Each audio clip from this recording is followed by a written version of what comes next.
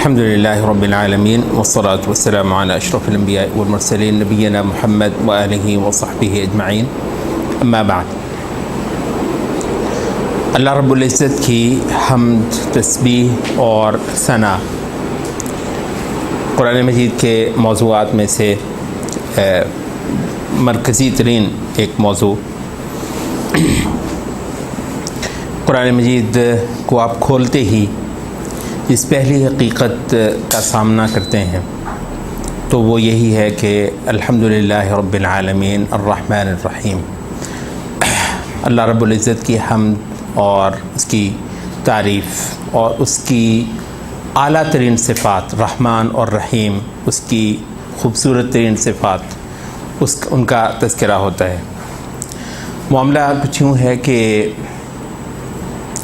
جب کوئی آپ پر احسان کرتا ہے، فضل کرتا ہے اور اتنا زیادہ کرتا ہے کہ یہ تو ممکن ہی نہیں کہ آپ اس کو کچھ بدلا دیں، اس کو ریوارڈ کر دیں آپ، تو وہ تو خیر آپ کے پاس ہے ہی کچھ نہیں ہے اور اس کے پاس بہت کچھ ہے۔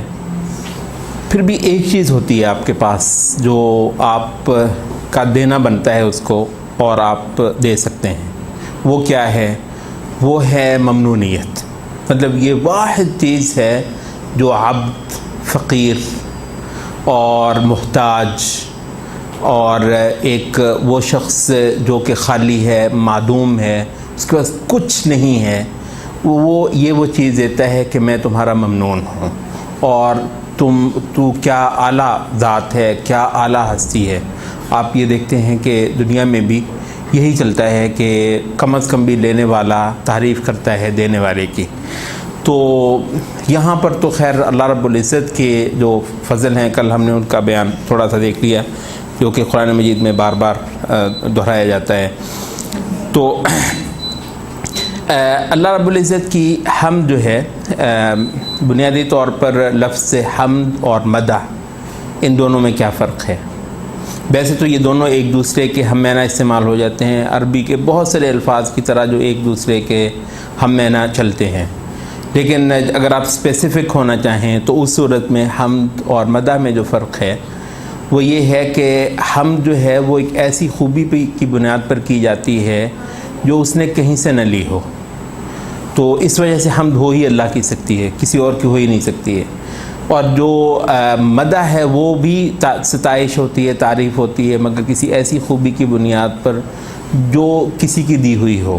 اس وجہ سے نبی صلی اللہ علیہ وسلم کی ہم مدح کرتے ہیں اور اللہ رب العزت کی حمد کرتے ہیں، ٹھیک ہے۔ وہ جیسے ہم نے کہا کہ یہ انٹرچینجیبل ہے، کسی وقت آپ جو ہے محمود انسان کا بھی نام ہو جاتا ہے، لیکن وہ جب بھی مخلوق ہوگی تو اس کے لیے اگر حمد کا لفظ استعمال ہوگا بھی تو وہ مدح کے معنی میں استعمال ہوگا۔ تو اللہ رب العزت وہ واحد ذات ہے کہ جس کی خوبی اپنی ہے، کسی کی بخشی ہوئی نہیں ہے۔ تو حمد کی تعریف یہ ہے کہ هو الثناء علی الجمیل الاختیاری، کہ وہ جو اس کی اپنے اختیار سے تھی، کسی کی دی ہوئی نہیں تھی۔ اس کے ساتھ پھر یہ ایک اور چیز آ جاتی ہے قرآن مجید میں، اس کا نام وہ ہے تسبیح۔ حمد اللہ تعالیٰ کی تعریف ہے، اللہ تعالیٰ کے گن گانا، اللہ تعالیٰ کی خوبیوں کا ذکر کرنا، اس کے احسانات، اس کے انعامات کا تذکرہ کرنا یا ان کو ذہنوں کے اندر تازہ کرنا اور ان کی بنیاد پر پھر اللہ تعالیٰ کی ممنونیت ظاہر کرنا۔ تو حمد کے اندر شکر کا معنی بھی شامل ہے۔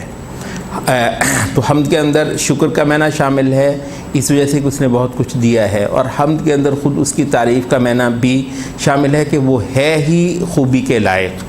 اچھا، جہاں تک یہ دوسرا معنی ہے حمد کا کہ وہ ہے ہی خوب، وہ ہے ہی اچھا، فرض کریں کسی کو اس نے مجھے کچھ نہ بھی دیا ہو تو بھی وہ اچھا ہے، تو بھی وہ بہت بلند ذات ہے، وہ لائق ستائش ہے۔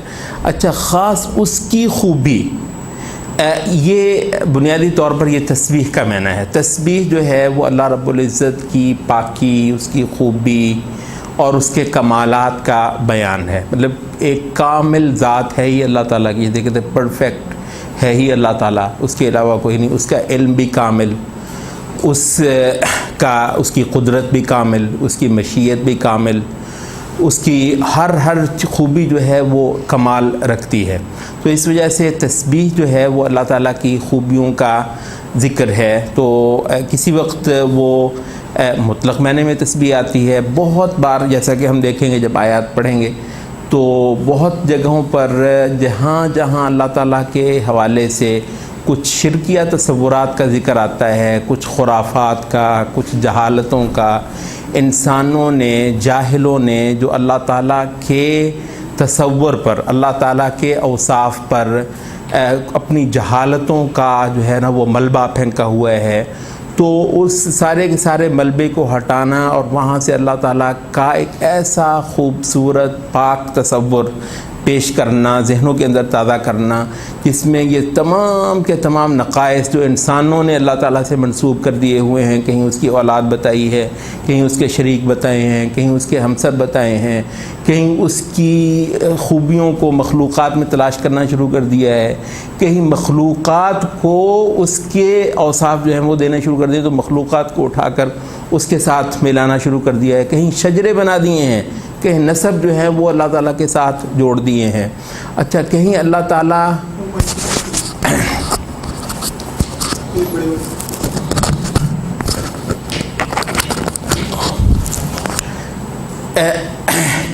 تعالیٰ کے ساتھ جو ہے وہ یہ نقائص اور اللہ تعالیٰ وہ نہیں کر سکتا، یہ اس طرح کی چیزیں جو ہے اللہ تعالیٰ کی جو صفات ہیں وہ اللہ تعالیٰ سے نفی کرنا، وہ اللہ تعالیٰ سے بعید کر دینا اور اللہ تعالیٰ کو ان صفات کا متصف نہ ٹھہرانا. تو اس طرح کی بے شمار جہالتیں انسانوں نے اللہ تعالیٰ کے ساتھ جوڑی ہیں. تو قرآن مجید میں جہاں جہاں ان کا بیان آتا ہے تو سب سے زیادہ وہاں پر جو کلمہ استعمال ہوتا ہے وہ کیا ہے؟ بھلا وہ تسبیح ہے، سبحانہ. تو جہاں کہیں شرک کی بات ہوگی تو وہاں پر اللہ تعالیٰ کے لیے تسبیح کا ذکر ہوگا. تو ہم نے کہا کہ ہم جو ہے ایک وسیع تر معنی کی تعریف ہے، تسبیح جو ہے خاص اللہ تعالیٰ کی خوبیوں کا بیان اور اللہ تعالیٰ کا یکتا ہونا اور مخلوق کا اس کی طرح نہ ہونا، تو یہ تسبیح ہے. ثنا جو ہے یہ عمومی تعریف کو کہا جاتا ہے. اس کے ساتھ جو لفظ ہیں کچھ اور قرآن مجید میں آتے ہیں. ایک ہے اللہ تعالیٰ کے لیے تعالی کا. اب ہم بھی جب لفظ بھی بولتے ہیں اللہ تعالی، قرآن مجید میں بھی بہت سے، تو جہاں پر تعالی ہے اس کا مطلب ہے کہ اللہ تعالیٰ بہت اونچا ہے، بہت بلند ہے. تو یہ بھی جہاں تسبیح آتی ہے نا، اللہ تعالیٰ کے سے نقائص کو دور کرنا اور اللہ تعالیٰ کے لیے خوبیوں کا اثبات کرنا، تو وہاں پر قرآن مجید میں فتعال اللہ الملک الحق، تعال اللہ عما یقولون علوا کبیرا، اللہ بہت اونچا ہے ان ساری چیزوں سے جو یہ ظالم اللہ تعالیٰ کے بارے میں بولتے پھرتے ہیں، بہت ہی بلند، اس کا تصور نہیں ہو سکتا ہے. تو یہ بھی ہے. اس کے ساتھ پھر ایک اور لفظ ہے اللہ تعالیٰ کے لیے تعریف کا جو کہ قرآن مجید میں بہت زیادہ دہرایا جاتا ہے، وہ ہے تبارک کا. تو یہ بھی ہم نے دیکھا، خود اللہ تعالیٰ کا نام بھی جب ہم لیتے ہیں کبھی ہم کہتے ہیں اللہ تبارک و تعالی، مطلب عام طور پر یہ لفظ بھی ہم بولتے ہیں. یہ جو تبارک ہے یہ کہتے ہیں کہ عربی جو ہے وہ غالباً اسماء ہی کہتا ہے کہ عربی جو ہے وہ ہمارے ساتھ تھا، تو وہ ایک اونچے ٹیلے پر چڑھا، صحرا سے گزر رہے تھے تو اونچے ٹیلے پر چڑھا، تو کہتا ہے ہم نیچے تھے وہ اوپر ہو گئے، کہنے لگا تبارک تو علیکم، میں تم سے اونچا ہو گیا ہوں، میں تم سے بلند ہو گیا ہوں. تو کہتے ہیں اس سے مجھے نا اس لفظ کے سینس کی بہت زیادہ سمجھ آئی کہ یہ تبارک کا مطلب کیا ہے. تو تبارک الذی بیدہ الملک، ٹھیک ہے، تبارک الذی نزل الفرقان، تو وہ یہ ہے کہ اتنا بلند و بالا، برگزیدہ، اونچا شان والا. تو تبارک کے معنی میں اونچی شان والا. تو یہ ہے مطلب ہے کہ مومن جو ہے جب اس پروردگار کو پہچان جاتا ہے تو اس کے یہ رکتا ہی نہیں ہے جبکہ بار بار اس کی شان نہ بیان کرتا رہے، بار بار اس کی. تو تسبیح بھی اس کی شان بیان کرنا ہے، اور یہ تبارک کے حوالے سے بھی، تعالی بھی، اور تکبیر بھی اللہ تعالیٰ کی، یہ سارے کے سارے الفاظ ملتے جلتے ہیں، تو ان سے ہم اللہ تعالیٰ کی تعریف کرتے ہیں. اچھا، یہ ہو گیا. اور پھر اس کے علاوہ اللہ تعالیٰ کے جتنے اسماء حسنہ ہیں وہ سارے کے سارے دراصل اللہ تعالیٰ کی صفت کسی نہ کسی حوالے سے ہے. اللہ تعالیٰ کی تعریف ہے کسی نہ کسی حوالے سے، اس کی کوئی نہ کوئی خوبی اور اس کی کوئی نہ کوئی اچھائی جو ہے کسی نہ کسی پہلو سے وہ بیان کی جاتی ہے. سارے کے سارے اسماء حسنہ بنیادی طور پر اللہ تعالیٰ کی تعریف ہے. تو آپ یوں دیکھ لیجئے کہ قرآن مجید اللہ تعالیٰ کی تعریف کرنے اور کروانے سے بھرا ہوا ہے۔ یہ توحید کا بہت بڑا موضوع ہے۔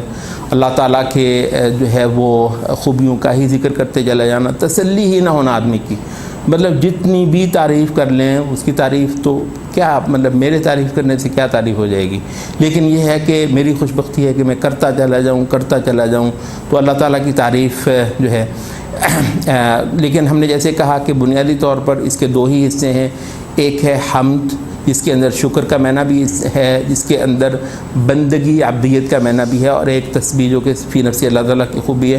یہ وجہ ہے کہ قرآن مجید میں جگہ جگہ یہ دو لفظ اکٹھے آتے ہیں، سبحان اللہ و بحمدہ، ٹھیک ہے، نحن نسبح بحمدک، تو فسبحان اللہ یہ مطلب کہ آگے چل کر وہ ہم دیکھتے ہیں کہ فسبح بحمد ربک، بار بار قرآن مجید میں اس طریقے سے آتا ہے، تو تسبیح اور حمد جو ہے یہ ایک کامل معنی بن جاتا ہے جس میں عبدیت بھی ہے، بندہ جو ٹریبیوٹ دیتا ہے اللہ تعالیٰ کو، اور اگر بندہ ٹریبیوٹ نہیں بھی دیتا ہے تو وہ فی نفس ہی بھی لائق ستائش ہے، تو وہ تسبیح ہے۔ اچھا آپ یہ دیکھیے کہ قرآن مجید کی بہت سی صورتیں ایسی ہیں جو یا حمد سے شروع ہوتی ہیں یا تسبیح سے شروع ہوتی ہیں، یہ بتانے کے لیے کہ یہ کتنا بڑا موضوع ہے عبادت کا، اللہ تعالیٰ کی جو تسبیح ہے اور حمد ہے۔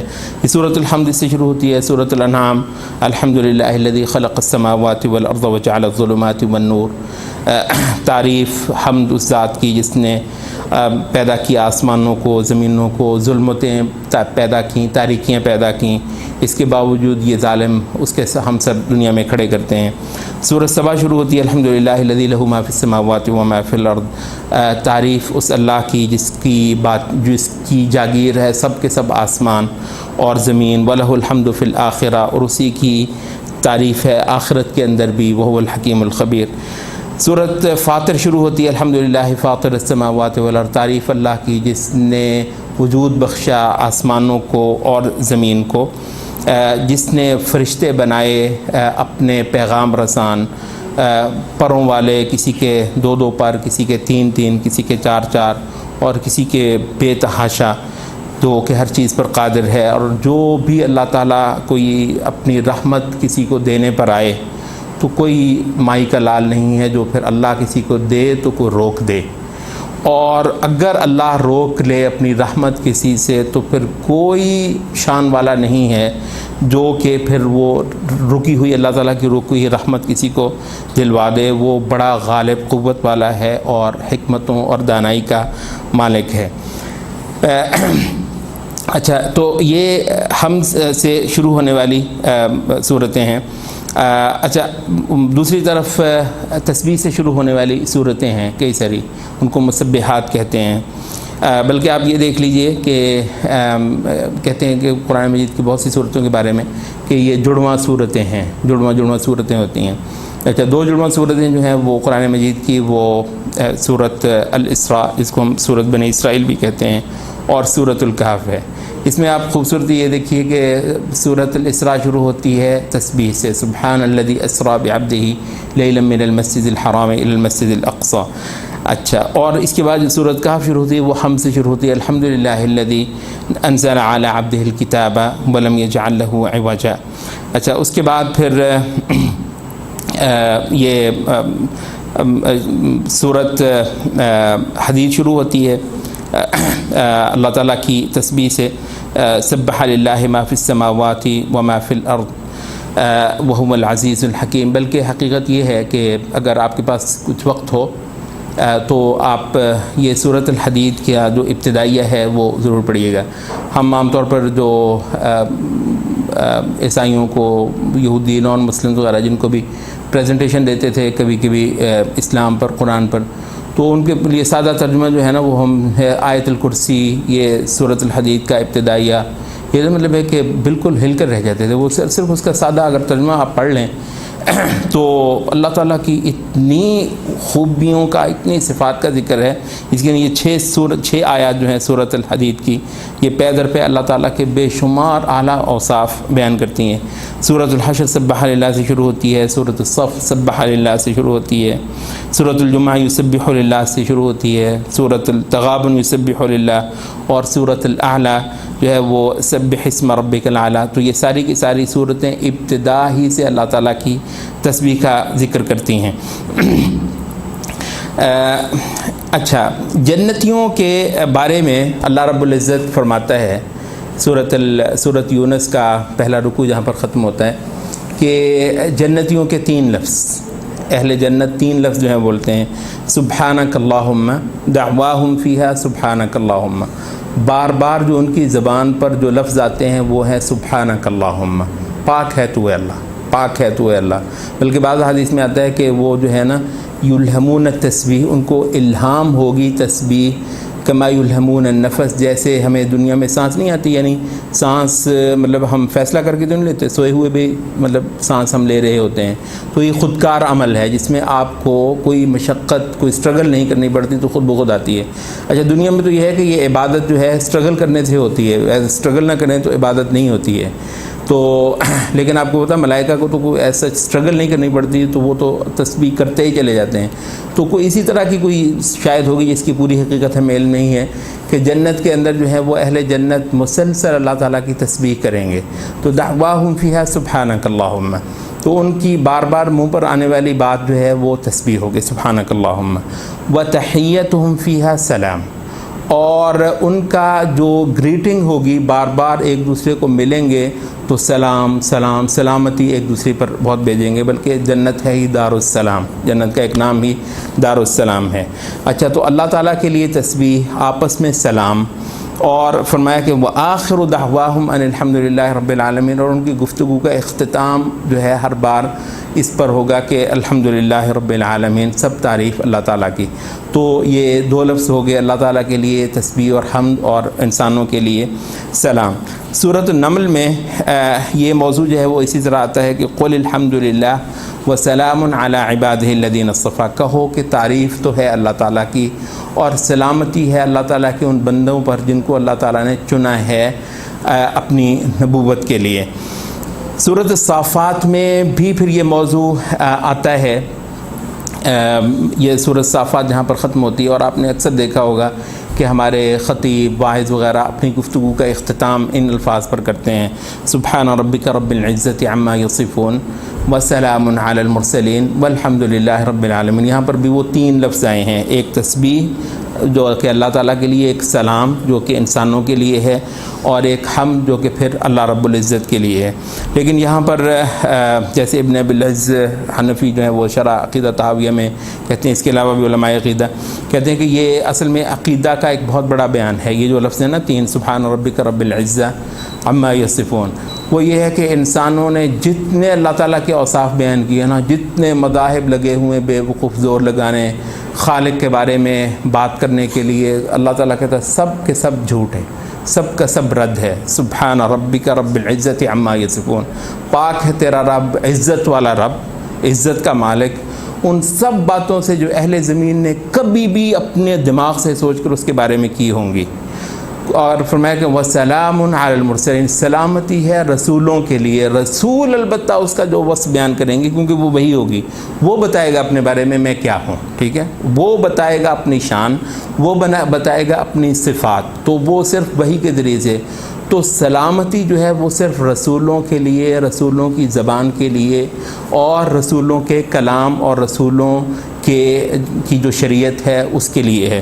والحمد للہ رب العالمین، اور حمد اور تعریف جو کہ عبادت کے معنی میں ہے وہ ہے ہی ساری کی ساری اللہ رب العزت کے لیے۔ تو کہتے ہیں کہ عقیدے کا بہت بڑا بیان ان لفظوں میں ہے۔ تو کیا معلوم ہوا کہ جس وقت ہم تسبیح کر رہے ہوتے ہیں تو دراصل ہم عقیدے کا ایک بہت بڑا بیان کر رہے ہوتے ہیں، ہم عبادت کا ایک بہت بڑا موضوع جو ہے وہ اس کو ادا کر رہے ہوتے ہیں، اپنی زبان سے بھی اور اپنے دل سے بھی اور اپنے رویے سے بھی۔ ان دونوں کا الفاظ کا اکٹھا آنا، یہ بہت جگہ پر نبی صلی اللہ علیہ وسلم کو تلقین ہوتی ہے جس وقت آپ مشرکوں کی بکواس سے، ان کی بدتمیزیوں سے تنگ آ جاتے ہیں۔ ظاہر ہے مطلب انسان ہے تو کسی وقت دل خراب ہوتا ہے، کسی وقت انسان جو ہے وہ مایوسی کی حالت میں ہوتا ہے، پریشانی کی حالت میں ہوتا ہے۔ تو ایسے وقت میں رسول اللہ صلی اللہ علیہ وسلم کو بار بار تلقین ہوتی ہے کہ آپ اپنی اس حالت کو بدلنے کے لیے اللہ تعالیٰ کی تسبیح اور حمد کریں۔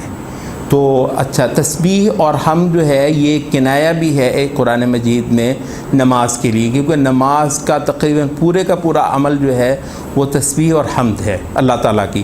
تو اس وجہ سے بہت ساری جگہوں پر جہاں پر کہا ہے نا کہ تسبیح کرو حمد کے ساتھ، اس سے مراد نماز بھی ہوتی ہے۔ جیسا کہ ہم قرآن مجید کے 2-3 مقامات پر یہ دیکھتے ہیں، مثلا ایک سورۃ طٰہٰ کا مقام فاصبر علی ما یقولون وسبح بحمد ربک قبل طلوع الشمس وقبل الغروب، صبر کرو اے نبی ان ساری باتوں پہ یہ جو تمہیں کہتے ہیں، اور اللہ تعالیٰ کی تسبیح کرو حمد کے ساتھ طلوع آفتاب سے پہلے۔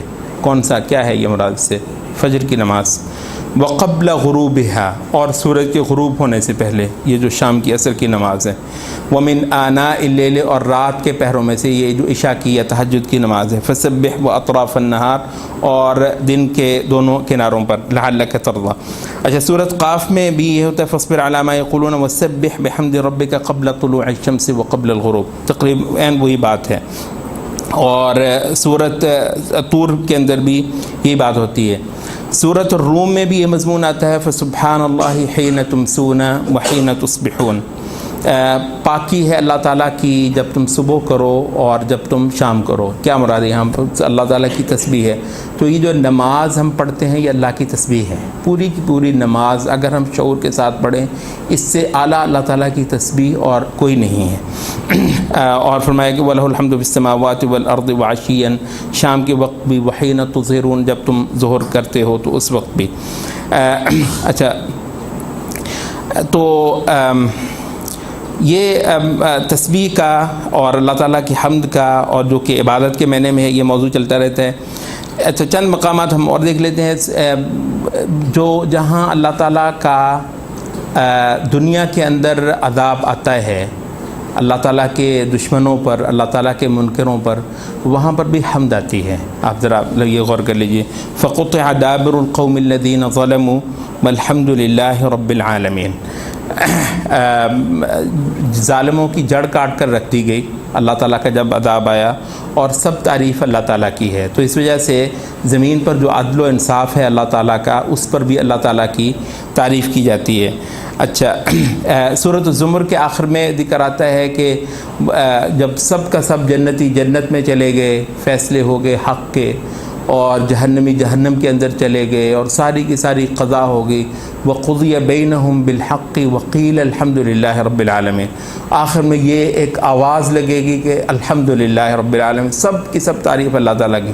ابن قیم اس کے تحت کہتے ہیں کہ یہاں پر یہ نہیں ذکر ہو رہا کہ کون کہے گا، جب سب فیصلے ہو گئے اور معاملہ بالکل اختتام کو پہنچا تو ایک آواز آئی کہ الحمدللہ رب العالمین، سب تعریف۔ کہتے یہ نہیں بتایا گیا کہ کون کہے گا، کہتے کہ لگتا یہ ہے کہ پوری کائنات کہے گی، پوری کائنات اللہ تعالیٰ کے عدل پر اور انصاف پر یک زبان ہو کر اللہ تعالیٰ کی تعریف کرے گی، کیونکہ جنت اور جہنم کا ہونا اللہ تعالیٰ کی حمد اور تعریف کا متقاضی ہے، کیونکہ یہ جو اللہ تعالیٰ کی عبادت کی جو آزمائش تھی، اس کی بنیاد پر لوگوں کو ثواب ملنا اور عذاب ملنا، یہ عدل ہی کا ایک موضوع ہے۔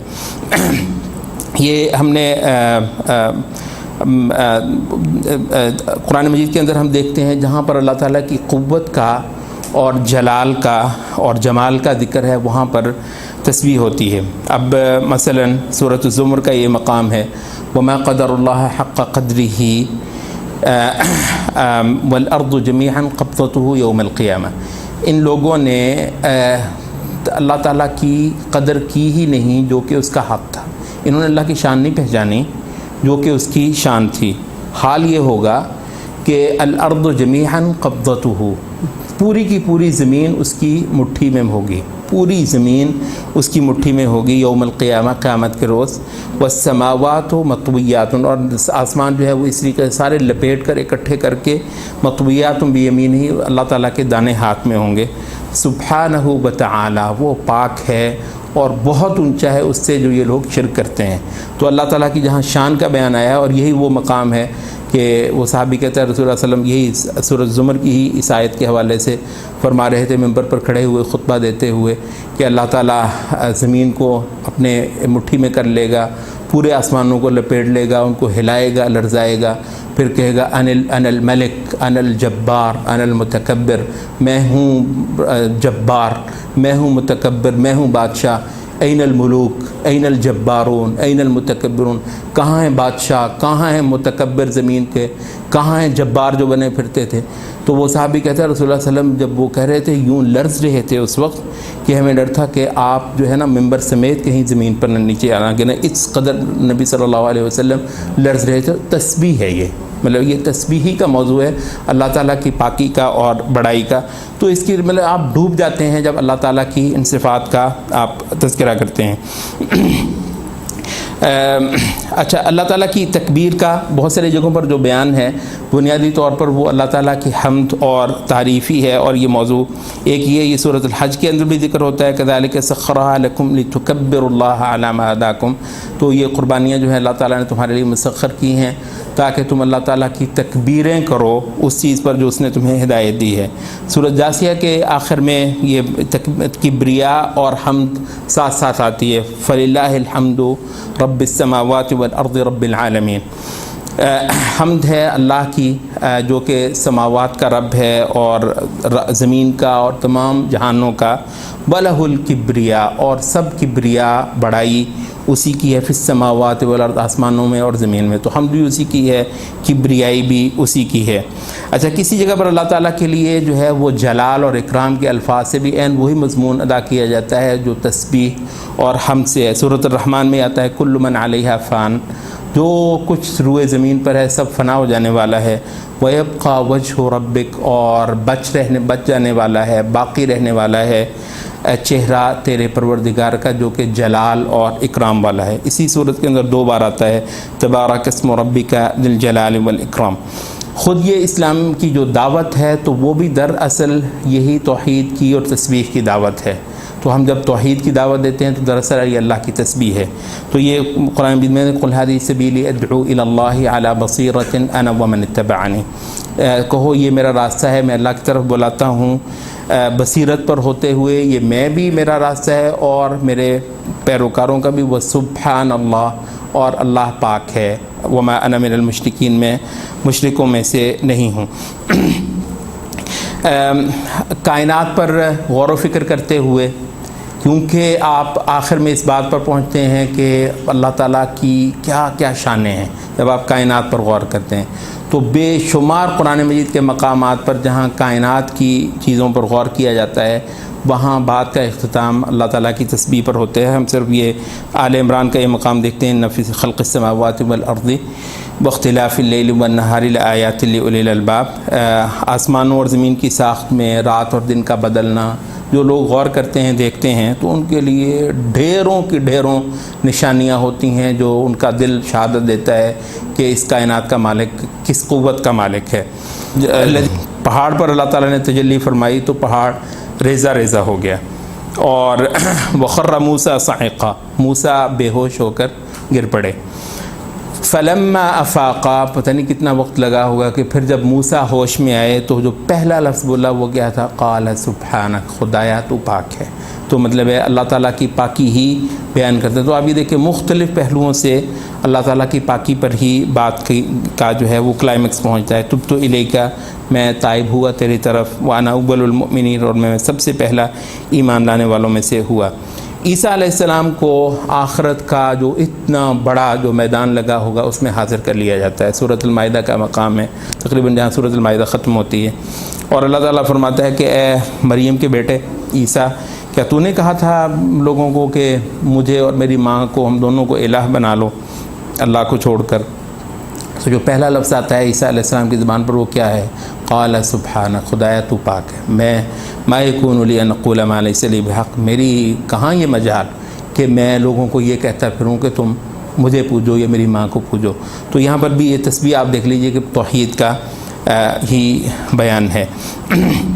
سورۃ الروم میں اللہ تعالیٰ ایک چیلنج دیتے ہوئے کرتا ہے کہ اللہ الذی خلقکم، اللہ تعالیٰ وہ ہے جس نے تمہیں پیدا کیا، بنایا تمہیں، ثم رزقکم، پھر تمہیں کھلایا، ثم یمیتکم، پھر وہ تمہیں موت دینے والا ہے، ثم یحییکم، پھر تمہیں زندہ کھڑا کرنے والا ہے، هل من شرکائکم من یفعل من ذلکم من شیء، تمہارے جتنے شریک ہیں کیا ان میں سے کوئی ہیں جو یہ کام کر دے؟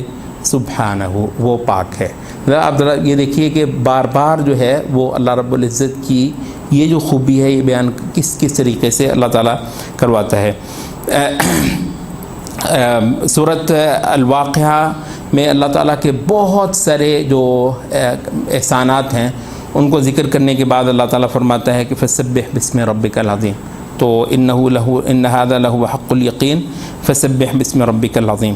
اور یہی بات سورۃ الحاقہ کے اندر بھی کرتا ہے اللہ تعالیٰ، قرآن مجید کی حقانیت کو بیان کرنے کے بعد لفظ وہی ہے انہ لحق الیقین فسبح بسم ربک العظیم۔